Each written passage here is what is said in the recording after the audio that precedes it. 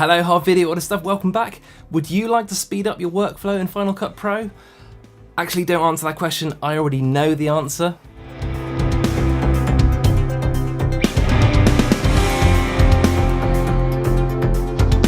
Speed is the name of the game and time is money. So here's a quick rundown of things I do in Final Cut that speed up my editing so I'm spending less time in front of a computer and more time getting content out there. Guys that have been using Final Cut for years will see a couple of these tips and go, ha, I knew that.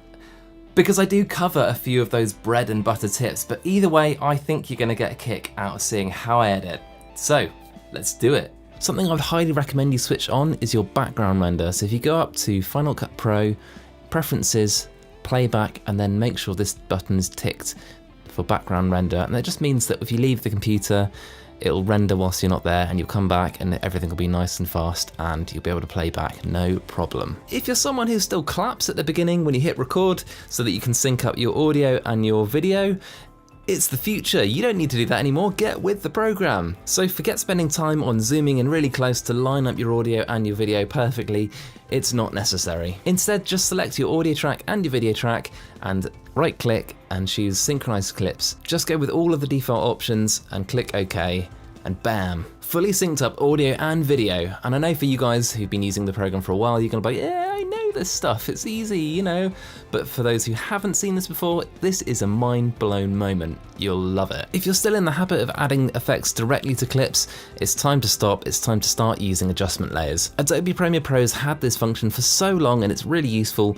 Now for Final Cut, you can get lots of free versions. For some reason, it still doesn't come with the program, but just Google Adjustment Layer Final Cut Pro free plugin, you'll find one. Just stretch over your footage and apply your effects to it. I guarantee this will save you so much time, plus Final Cut Pro seems to work faster with this in place. I don't know about you, but I feel like I spend way too much time on color grading when in actual fact I should be uploading, delivering to the client. I should be just finishing projects and getting them out there. So what I've been working on is having a really repeatable style of filming, and I'll mention this again, but it's about having a consistent exposure level, having consistent white balance, all of those kind of things, so that we can have a template and copy across, and then we only have to make minor adjustments to the grade. When I filmed this session, I made sure that I used exactly the same settings as previous sessions. I'd written them all down, I copied the grade over, and bam, I've got my color wheels, my color curves, my LUT, and a little bit of sharpening, and that means I've got so little work to do, and this has saved me a huge amount of time. I get a lot of questions about my audio quality, people saying they like the way it sounds,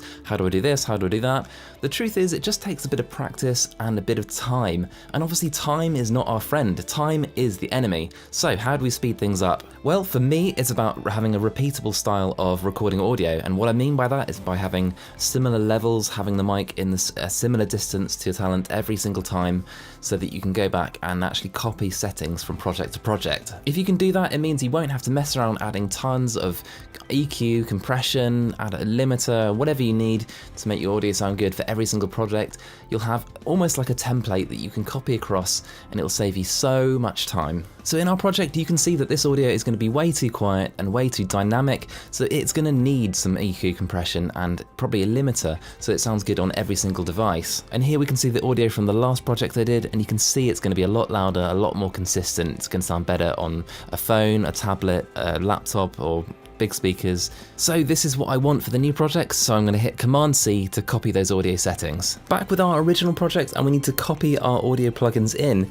I will go into shortcuts in a bit, but for now we're going to hit Shift-Command-V, and what this allows us to do is to selectively paste plugins into our clip. Obviously, we only want the audio attributes to be copied in, so we need to deselect all of the video attributes. And bam, a working template for our audio. Of course, you may need to tweak from here, but it gives you a nice template to work from. So it probably would have taken the best part of 10 minutes to get this sounding really good, so that's 10 minutes saved on this project. There are so many shortcuts you could remember with Final Cut Pro, but I think you can get by with just the basic ones. I'm not going to run through many, but these are the ones that I use all the time, and they will save you so much time if you just memorize these ones. Of course, there are the obvious ones which everyone should know. Command-C to copy, Command-V to paste, Command-Z to undo, Command X to cut. But by far the command I use the most is Command B, which is the blade tool. If you hit Command B, it will just make a blade cut to your main timeline. However, select multiple layers and it will cut through the lot. Super handy, I use it all day. There are a couple of copy and pasting shortcuts that you definitely should know. The first is to use Option, Command and then V, and what this does is it actually pastes all of the effects from one clip to another. This includes all of your plugins, including your audio ones. The other is to use Shift Command V, and what this does is it pastes the attributes, and this basically lets you be completely selective about what you actually paste onto your clip. Of course, both the Option Command and Shift Command variants work with the X or Cut tool, and that means you can either remove all of the effects from a clip or just select the ones you want to remove. It's brilliant. Let me show you a couple of examples.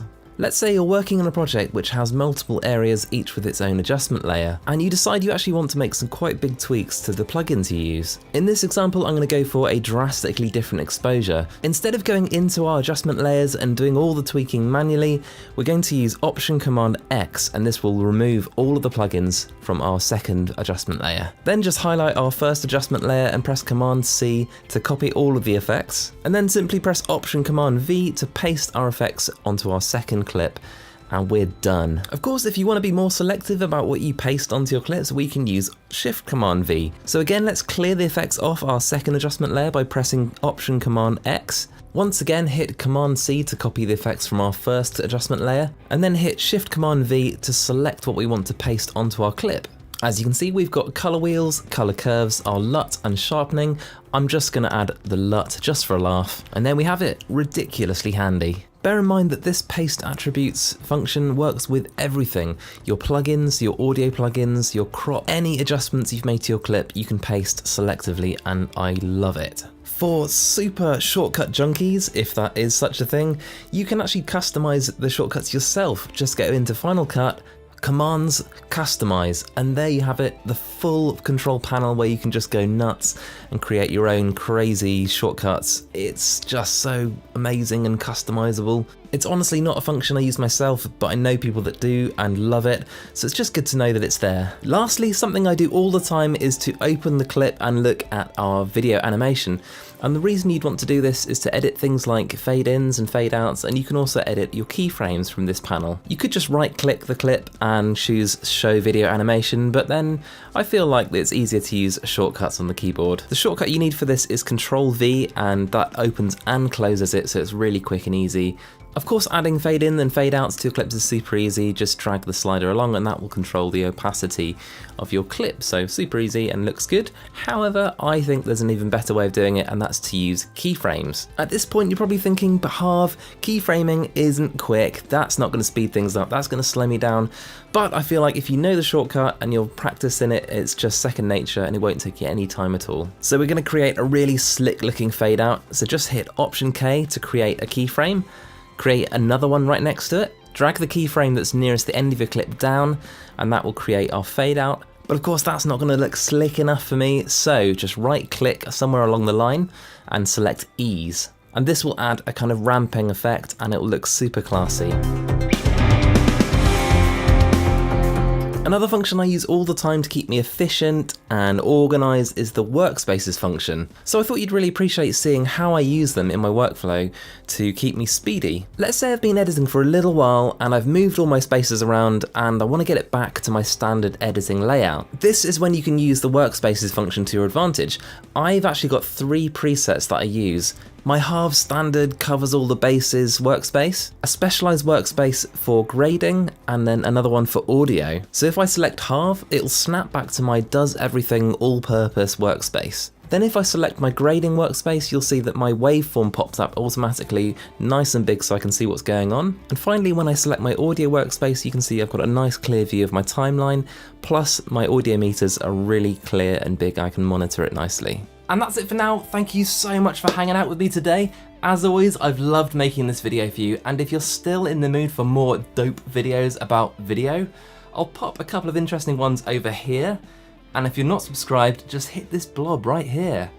And until next time, let's help each other out and shoot a better video. See you next time, guys.